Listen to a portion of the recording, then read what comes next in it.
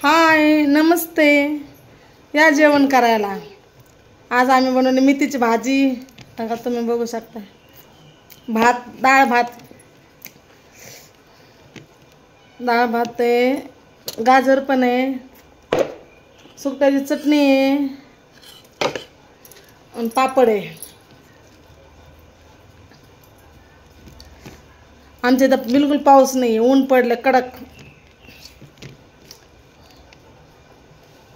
मुलांना सुट्टी पण दिली होती, पाऊस येणार आहे मुसळधार आणि ऊन पडले कडक।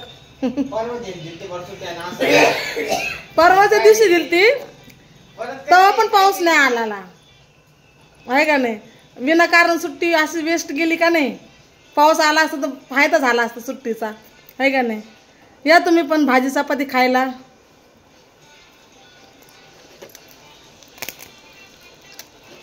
त्यासोबत पापड चिप्स काही ना काही लागतंच आम्हाला खायला।